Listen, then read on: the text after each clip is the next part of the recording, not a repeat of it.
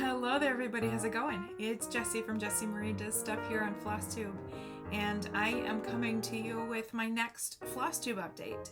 So it's been just over a week. I had a really busy weekend, so we are here to film an update and share with you what I have been stitching on for the last week or so.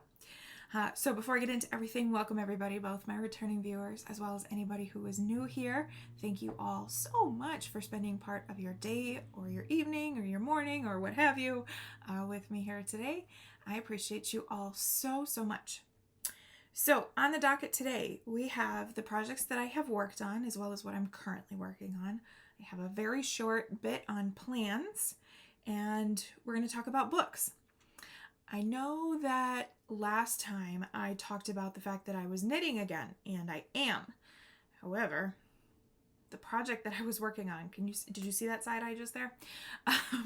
The project that I was working on, when I mentioned that to y'all last time, I had to rip the whole thing out. So, while that project sits in the corner and thinks about what it has done, I'm going to try a different project here coming up, or I'm going to recast it on and try to get back to where I was. Yeah, not great for a fledgling sort of idea about knitting, but what are you going to do? So here we are. We're going to talk about stitching and books today. Before we do that though, we've got some giveaways to take care of. So a few weeks ago in one of the videos, I can't remember which one now, but I started up my 10-year FlossTube-iversary celebration giveaway extravaganza. And so I did close for comments on Friday. I did the draws on Friday, and then I tried to film on Friday, but it didn't happen. So anyway, so we're here today. I'm not going to make you wait to the end of the video to find out. So let's do this. Let's do it right now. Before I do, for all of you who are my winners, please get in touch with me either via email. My email address is listed in the description box below, or on Instagram. You can always DM me there with your mailing information, either snail mail or your email as it pertains. I did do the draws on Friday, so let's get going. Up first, we have the Bluebeard's Princess Mirabella kit. So this, you are getting the brand new chart that did arrive a couple weeks ago. You're also getting my leftover silks and beads and crystals and metallics and all of that fun stuff, and I'll probably throw some extra fun things in here. So for this one, we had 126 entries, and the winner is Amber Stitches. And I got really geeked when Amber's name came up because Amber and I have been chatting about stitching. I've enabled Amber a whole bunch of times over the years with a bunch of different projects. So it was really exciting to see Amber's name pop up. So Amber, you have won Bluebeard's Princess Mirabella. Congratulations. Gotta find a place to put things. Okay. Up next is the From the Heart Needle Art monthly Quaker series, and this will be one of those continual giveaways where I continue to pass the stash as and when I finish each of the blocks. So for this one, we had 101 entries, and the winner for this one is Tasha. Britches Get Stitches. So congratulations. Get in touch with me, Instagram or email, and I'll get these in the mail to you, and we'll go from there. Okay, up next, we have the Prairie Schooler Alphabet Series, the whole thing, all 27 blocks, 26 letters and the ampersand. And let's see, we had 95 entries for this one, and the winner was Rocky Mountain Penny. So Rocky Mountain Penny, please get in touch with me with your mailing address, and I'll get these off to you. Okay, up next is the Take Time Kit by Dimensions. Another copy, another set, another kit of the very first cross stitch that I ever did. So for this one, we had 45 entries, and another floss tuber came up. This is Magnolia Stitcher. So Mary, get in touch with me and I will get this in the mail to you. Congratulations. Okay, up next is Leah Granau 1872 by Merry Wind Farm. My very first reproduction sampler, and one of my favorite things I think I've ever stitched. So for this one, we had 100 entries, and the winner is Tara Cogdell.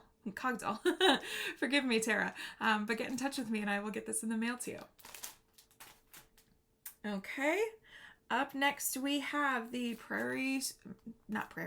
Plum Street samplers. Grace Doth Abound. And for this one, we had 116 entries, and the winner is Angela Gibson. So, Angela, I don't have your address, so be sure to get in touch with me so I can get this sent off to you. And congratulations, my friend. You're all my friends. I have been able to hug Angela in person. Okay, up next is House Number 9, Victorian's House Number 9 by Judith M. Kirby. One of my favorite Halloween stitches that I don't have framed yet.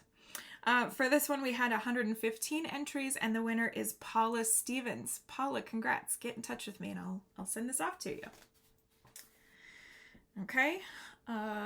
Another Halloween piece, and 150 entries for this one as well. This is Kindred Spirits by the Primitive Needle. And for this one, Ann DaCosta. Ann DaCosta, I have also had the opportunity to chat with in person, so that's very exciting. So Ann, get in touch with me and I will send this to you. Congrats, oh, this is so much fun. I love doing giveaways. I don't do them near enough for how much fun this is. Okay, up next is the project bag. So this is the project bag by Stitch In Button. It also comes with the Ort book on the inside there. Fantastic Diversity Pride fabric. And the winner for this one is Melissa Riddle after 134 entries. So Melissa, get in touch with me and I'll get this sent to you. So cool.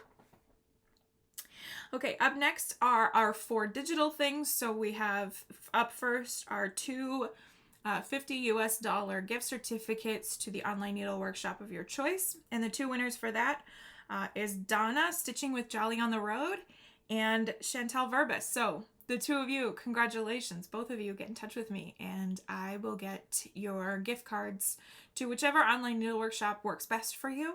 I'll get those in the email to you. And then our last 2 are for Heaven and Earth Designs. So 2 Heaven and Earth Designs charts of your choosing.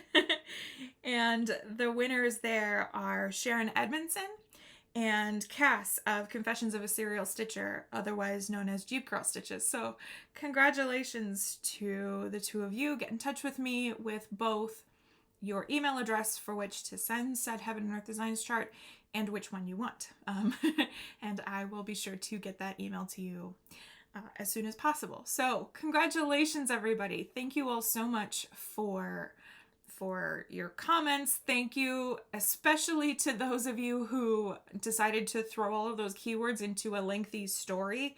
I know it was impossible to throw it into one sentence, but for those of you who managed to set the scene, so to speak, thank you. That was a lot of fun to read.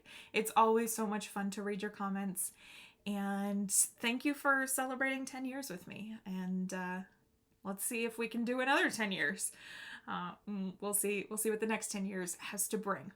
Okay, speaking of comments, I have a couple of questions from my last couple of videos to go over with you. Yvonne asked about floss drops, both how I create them and then how do I use them. And so that's going to be a demo for next video. I have something that I'm going to get ready to kit up, and so I will be sure to show how I do that and then how I use it from there. So Yvonne, I have read your question and I will be sure to get to that ASAP. I have another question from Candy, the 614 Stitcher. Candy asked if I was going to Stitching in the Springs this year, and I am. Because I had to cancel Stitch New England, which is coming up here in just a few days, and the Ikimo, you know you're missing out. That's gonna start creeping in for sure. So because I had to cancel that, I decided to try to get to Stitching in the Springs. And so yeah, I'm gonna be there. I am so excited about it. Countdown starts today. We are exactly 1 month from the day that I fly up. And yeah, I'm geeked. I am ready. Stitching in the Springs is one of my favorite retreats. It's super chill. It's super laid back. And yeah, I really like it. It's a lot of fun.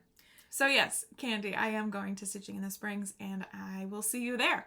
And anybody else, let me know if you're going to Stitching in the Springs. Would love to get together and chit chat.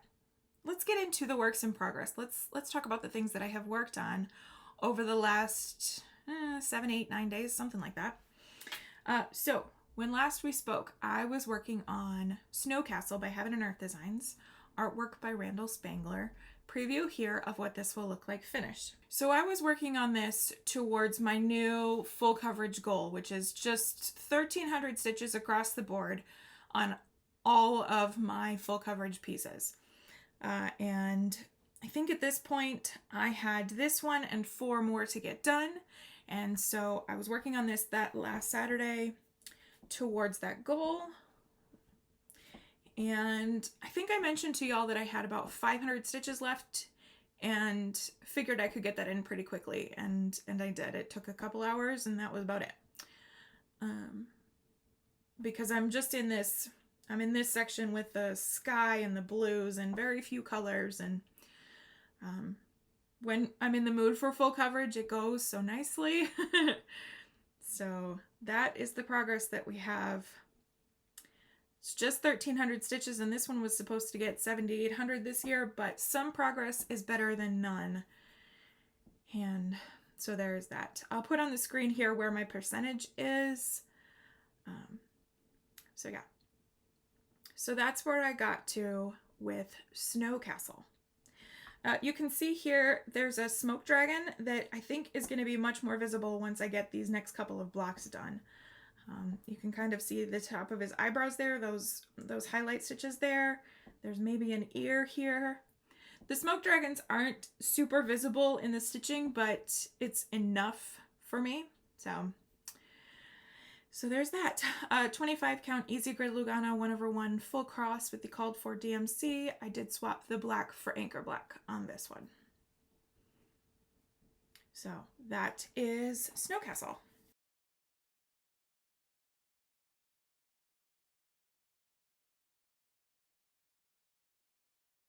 I have one more project that I worked on just a very little bit there at the bitter end of September. But it was more October stitching that just kind of, I started a little bit early. So now's a good time to talk about September statistics. And I haven't been able to do one of these sort of end of month wrap-ups in a while, so very exciting. So I started the month with 84 works in progress, and after 4 new starts and 0 finishes, I ended the month with 88 works in progress. 88 is a little bit stressful because I was trying to stay under 90, but I also kind of like 88 since 88 was a really good year. So I'm at 88 works in progress currently. The 4 new starts that I had were Ernestine Briere 1909 by Reflet de Soie, Anne Woodall 1847 by Smoky Mountain Stitches, Jane Walker circa 1800 by Scarlet Letter, and Autumn Cloche by Hello from Liz Matthews. So those were my 4 new starts in the month of September. I had 0 no stitching days, so I stitched all 30 days, very cool, for a total of 17,121 stitches. I don't think that that is a totally accurate statistic because I don't think I have in the very little bit that I did on April Quicker, but it's pretty close to that. 17,121 is pretty accurate, spread out over 12 unique projects. So pretty average for me. If I have 0 stitching days and I work on about that many projects, that's about the stitch count that I can expect. So I'm pretty happy with that. Pretty good for September, which feels like such a short month. So there we have it. And I will have, it should be scrolling here, the montage of all of the projects that I did work on in the month of September. In my last video that I filmed on Saturday, the 30th of September, I mentioned that once I got my 500 stitches in on Snow Castle, that evening, with the expectation that I was going to stitch that evening, I was going to jump in with my Dark October stitching plans just a little bit early, because my first project for the month, I needed 5 days on it. And so starting early, not a big deal. So I don't think that video was 6 hours old. I don't think it was live for more than about 45 minutes when that plan changed a little bit.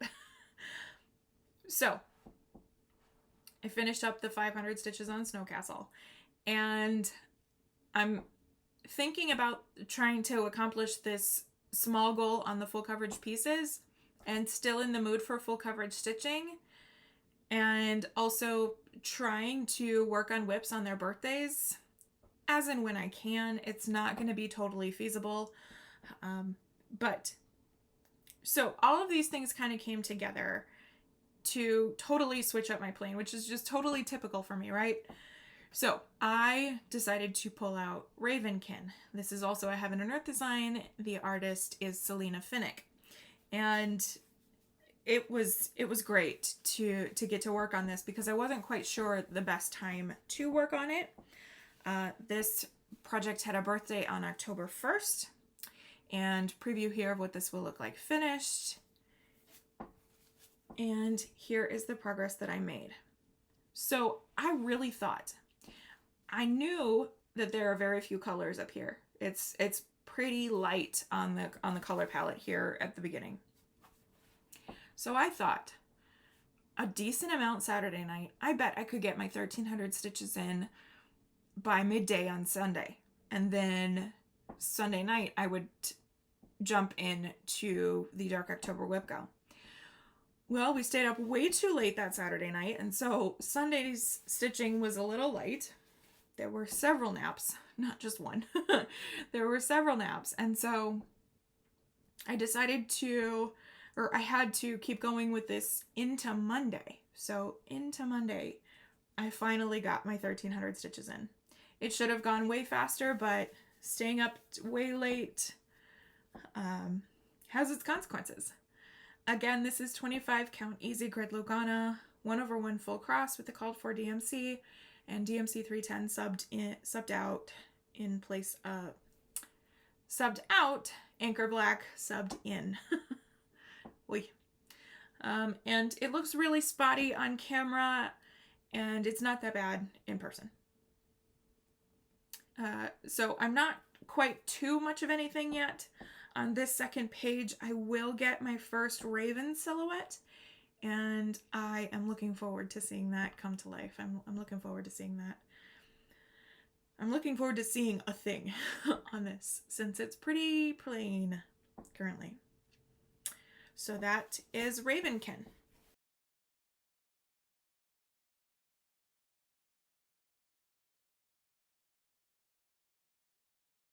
As I mentioned, Ravenkin took me into Monday, and so by the time I finished up that 1,300 stitches, I was ready to switch to my first Dark October whip go piece. And my plan was for that to be October by the Cricut Collection. So I get the project loaded up on my frame, and I pull out the threads. I haven't worked on this piece in 5 years, so I pulled out my ring of threads, and I'm flipping through, just making sure that I have enough of all the colors so that I can just get to going right at start of nap, kiddo's nap time. And it became very quickly apparent that not only did I not have the color I needed for the letters, but I really needed it in order to make significant enough progress. So I could have probably tried to flit around and work around the letters, but if I wanted significant enough progress in a timely manner, then I needed to get the silks. So I placed an order for the silks, and I switched projects, and I just decided to flip-flop these 2 rotations. So the next project that I was going to work on is Jack's Bash by Plum Street Samplers. And I always do that backwards. So Jack's Bash, this well-loved project. I know a bunch of folks are doing a stitch along for this right now. I started mine during Mania of 2020, and I hadn't worked on it since. I spent 1 day on it, and then it just sat and waited. So I was excited to get to work on this again, and so here's the progress that I made. So my fabric is a 40 count Newcastle linen in Sea Fog by R&R. And I am using the called for Gentle Art sampler threads. The exception to that is that when I got to working on this house here, that's meant to be in Gentle Art's Raven, and I decided to swap for Anchor Black. My stitchy bug has been threatening a little bit, and so to simplify things for myself, I just decided to do that in Anchor Black. And then I got to this section here, which is 1/1. Paulette says in the chart to do that in a half stitch, but I just ended up doing a full stitch. And I just decided that if I'm going to do some 1/1 on 40 count, I'm going to simplify things as much as I can for myself and just do it in the Anchor Black. And so then I decided to carry that theme of this house to these houses, and I stitched those with the Anchor Black instead of the Raven. So for the rest of this, let's see, the people are wearing, their clothes are mostly Raven. Certainly that umbrella is in Raven. The flowers are in Raven. The over 2 lettering is in Raven. Those things I will do in Raven. But this big old 1/1 section of the verse, of the saying, of the quote, what have you, that I'm going to do in Anchor Black, just to simplify things for myself. I don't have to pay attention to variegation or anything like that. I'll just stitch that with the anchor. So for this one, my goal was 4 days. It didn't matter if I did four stitches over the course of those 4 days or 4,000. This piece was going to get 4 days of effort. And I'm a little bit disappointed in the progress that I made in 4 days. But as I said, my stitchy bug has been threatening. And so I guess some progress is better than none. It does amount to about 1,600 stitches, so that's kind of around where I like my average to be. I like to average around 400 stitches a day if I can. But I feel like I could have gotten a lot further. And under different circumstances, I probably would have. But I've got the houses in, and I worked on it for the first time in several years, so I guess that's enough. That's enough for this year. So that is Jack's Bash.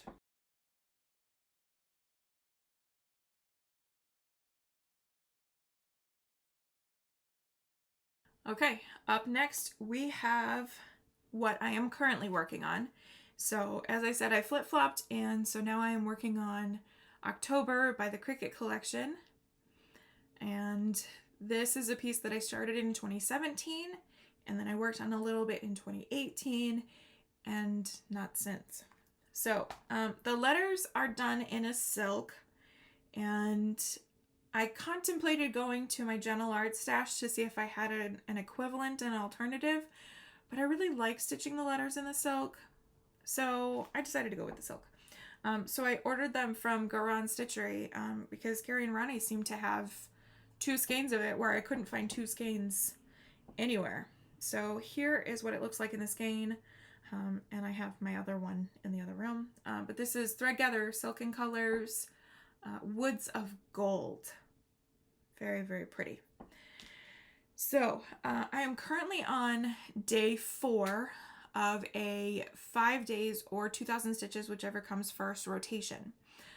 So it's going to be the 5 days. I'm not going to hit 2,000 stitches by tomorrow, which is okay because I'm getting some good progress on this piece that hasn't seen love in a long time. So this is on my big Millennium frame, and here is the progress that I have made so far. The fabric here is a 32 count Belfast in Gingerbread by Picture This Plus, and it's super warm. Yeah, that's more accurate. When I bring it close, it kind of dulls out a little bit, but it's a super warm fabric. Never mind what it does to the pallor of my face. This fabric is super warm and super gorgeous, and I love it for autumnal pieces. So the O is not quite finished yet, the C is not quite finished yet, and the T I just got to start on. So the bottom part of the pumpkin there, I'm out of that light orange color. which seems impossible, but I am. Nonetheless, I cannot find a skein of it anywhere in my house. So I decided to just move on. The sea, I still need to do the acorn lantern, and the cat needs his face. And then last night I got started on the bat, and I've started working on the bell tower up here. And this is so much fun. It is super intricate. There's a lot of spaces where there's 1 or 2 stitches here and there of things, but I love this. It's been a lot of fun to stitch on. My stitchy bug is still threatening, but nonetheless, I'm enjoying working on this. So that is my progress thus far on October. And with that being what I'm currently working on, let's talk about some plans very briefly here. So once I finished my stitching tomorrow morning, however far I get by tomorrow morning, tomorrow afternoon/evening, I'm going to switch to my next piece. And just as a quick refresher, I'm sure I've shown this before because this was a past WIPCO call. I think this is a call in September. So that lives in this project bag by Vintage Owl Lady. And in here lives my Lunar Witch by Autumn Lane Stitchery. So let me show you my starting point. This is on a 32 count Belfast linen in Purple Pansies by Hand Dyed Fabrics by Stephanie. And I have the saddest little start. This is a 2020 start that I think saw 1 day, and that was it. Maybe 2 days. Because I think my goal for this is 3 days or 1,300 stitches. Which I think should go pretty quickly. It would be good to get my stitching in pretty quickly on Lunar Witch because I'm running a little bit behind, and I think it'd be good if I could knock that goal out pretty quickly and maybe try to sneak in another one before next weekend. Because this Friday is Friday the 13th, so it's the start of the Friday the 13th sale, and I am starting Haunted House by Heaven and Earth Designs, artwork by Donna Gelsinger. Preview here of what that will look like finished, just because I love showing it and enabling. And Carolyn, did you see that there's a black cat? Just saying, there's a black cat in the piece. So anyway, that's just a little bit of enabling directed at Carolyn Zook of C Zook Stitch, because every time I talk about that piece, she gets on my case about enabling her. So I can't let a video pass without continuing the tradition. So anyway, so those are the plans for this week. I don't know when I'm going to film next weekend. I need to film next weekend because the following weekend is marathon weekend. And so I'm not going to be filming during 24 hours of cross stitch because I'm going to try to do 24 hours of cross stitch this month. So this coming weekend, I don't know when I'll film. We'll kind of wait and see. Okay, so that's it for the plans. Let's talk about a little bit of haul. I mentioned that I ordered those silks from Garon Stitchery. Well, 2 threads can't travel alone. Alabama's an awful long far away, so I ordered this Buttons and Beads Haunted Cottage. Are you sensing a theme? Mill Hill Kit, Buttons and Beads. It's so cool. No intention of starting this anytime soon, but I wanted to throw something in there, and I thought this was a good one. So I have that, and then I got enabled. So my friend Beth Ann, who I have chatted with over the years on Zoom, her birthday is coming up next week, and she's having a bit of a Startapalooza. And one of the things that she had listed was this design by Charting Creations. The artist is Bonnie White. It is called Over the River. I don't have a Christmas full coverage piece on the go. And when I saw that, and I have loved Bonnie White's pieces, they kind of remind me of Jane Worcester Scott. Just that sort of pastoral, Victorian, I don't know. I like the style. So Beth Ann shows that she's starting that piece, and I was like, I'm gonna resist, and then this morning I I had to pick up the chart. I think I might try to start that in early November. Yes, I am planning to start that, but it's not going to be here in October, because October I've got enough on my plate as it is, with all the other things that I'm trying to accomplish. So that's going to be something that I start probably in November, and maybe try to work on during the Christmas season. We'll see. So thanks, Beth Ann. We all get enabled, don't we? We all do enabling, and we all get enabled. It's just a part of the circle of FlossTube. So that is it for the stitchy content. If you aren't here for books, then I will see you in the next one. Otherwise, settle in. I have one book that I have recently finished that I'm going to talk very briefly about, and then my TBR for the month of October, because I do a TBR every month and I never share it with you all. So I'm going to share this one with you, because why not? So first up, a book that I recently finished is this book. This is Sister's Fate by Jessica Spotswood. And I'm going to talk about this very briefly because this is the final book in a trilogy. So I'm not going to talk too much because spoilers. I really enjoyed book one, Born Wicked, which you can see right there. And then the second book, Star Cursed, right there, I didn't love so much. I think that it could have leaned in a lot harder on the darkness, given that several folks were in an asylum. So I felt like it could have leaned a little bit harder into that. And I think it fell a little bit flat. This one got dark. So a couple of things just about the series in general. We follow Kate Cahill. She is one of three sisters, and this takes place in kind of alternate history, turn of the 19th century-ish. So late 1800s is about the setting, New England. So the Salem witch trials happened about 200 years before the events of these books. And so we follow Kate. She and her sisters are all magical. They all have magical abilities. And a prophecy has come to light that says that one of these witches is either going to bring about a second terror, or they are going to free the witches from having to stay within hiding. One of these three will cause the death of the other, so the prophecy says.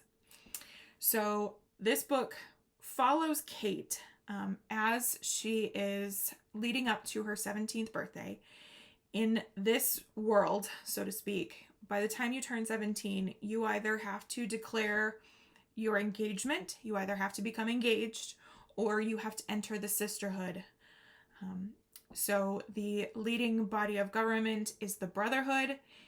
It is a very religious sort of theocratical government. It is very reminiscent of The Handmaid's Tale. Women are meant to be seen and not heard. You're not allowed to have an opinion. You are meant to be submissive to your father, your brother, your husband, or the brothers. You're not really supposed to have your own opinion. The Brotherhood does not believe in women reading or getting an education or going out to work and provide for their families. A woman is meant to stay home, take care of the kids, and be quiet about it. And some extremists within the Brotherhood believe in the death penalty for witches, for suspected witches. Most people who are convicted of witchery or magic doing or hysteria are sent to an asylum, an insane asylum.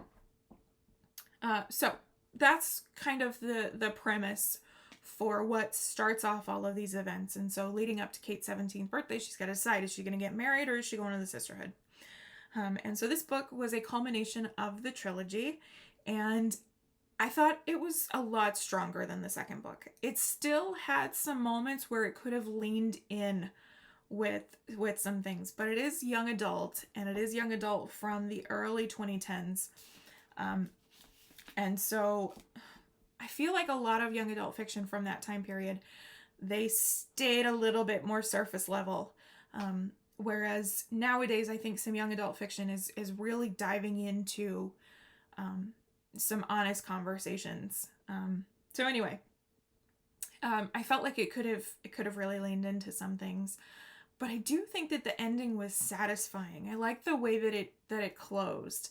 I don't feel like it was wrapped up in a pretty bow, and I also don't feel like we were left with more questions than answers. So that was a genuine surprise, and a happy one at that. So I did enjoy this third book, and I do think it's worth it getting through the second book so that you can get to this one, because this one was really good. It was really, really alarming, because a part of this one is the Brotherhood, of course, and then also there's book burnings and book bans, and so that feels very contemporary, doesn't it? And then there was, it wasn't the influenza, but it was nonetheless a viral plague that sort of started sweeping through the city. And how it was handled, it just felt very, very 2020, far ahead of its time. So that was kind of an interesting interaction. So for those of you who maybe read this 10 years ago, it's maybe worth a reread, because it's interesting to look at it with eyes that have experienced 2020. So anyway, that was Sister's Fate by Jessica Spotswood. I think I would rate this one 4 stars. So there is that. So I gotta tell you, over the last few weeks, my routine has changed up a little bit.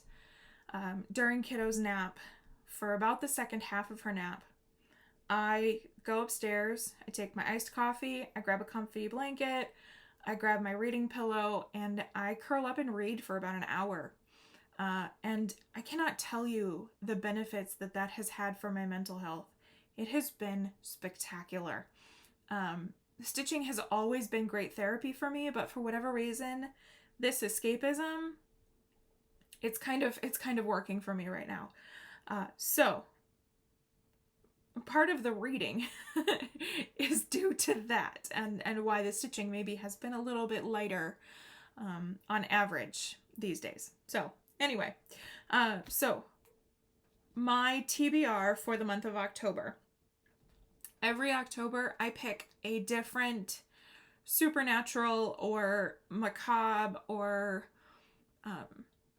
Halloween-esque theme to focus my TBR on. One year I did vampires, one year I did ghosts, one year I did sort of murder mystery thrillers. This year it's witches. And so all of the books that I have in my TBR here are witches. And most of them are books on my shelves, but I do have 2 audiobooks on deck to read. So first up was Star Cursed. And then next up, that I did start reading the other day, this is The Bone Witch by Rin Chupeco. And I think that this is going to lean into the horror side of witchy fiction. So this follows T, who is, she's a bone witch. She's a necromancer in a family of witches. So it's not uncommon for there to be witches in this world, but a bone witch is uncommon. And so far the writing is spectacular. It's really, really lyrical, but it's really effective writing.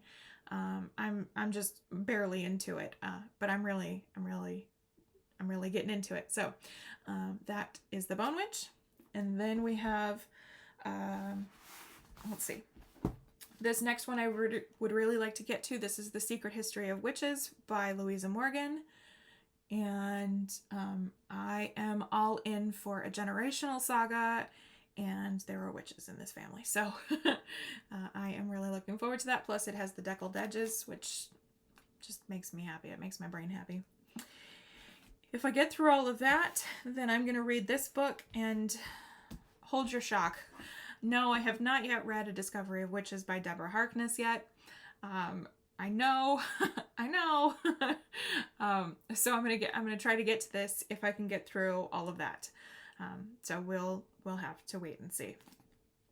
The 2 audiobooks I have, one is Toil and Trouble, which is 15 short stories. It's an anthology with 15 unique writers, young adult fiction centered around witchcraft. And so far I have listened to 2 of the stories. One of them follows a modern day witch who communes with the stars, and the second that I read is an historical fiction account from the late 1600s New England. So that is that one, and so far I'm enjoying that. The next book I started to try to listen to while I was still reading Sister's Fate, but it is The Once and Future Witches by Alex E. Harrow. And that is a young adult book centered around witchcraft following 3 sisters, and I couldn't there wasn't enough disconnect between the 2 for me to be able to read that one just yet. So that one's going to have to wait a little bit. If there are any books that you have read that are witchy, either featuring witches or centered around witchcraft, mainly fiction. Nonfiction it's not really where my reading bug wants to go. But drop them in the comments below. I'm curious to hear what kind of witch-based books you might recommend. My brother really, really, really wants me to read Lessons in Chemistry. And so I'm going to try to get to that soon, but we'll have to wait and see. I'm really into this, very much matching the theme and the times of reading these witch-themed books. So that's the TBR for the month of October, and I'll talk about those books as and when I finish them. So that's it. That's all I've got to share with you today. Thank you all so much for spending part of your day with me. Thanks for your continued support of me and my channel. I hope that everybody's doing well. I hope that you're stitching. As always, be kind, and I will see you in the next one. Bye, y'all.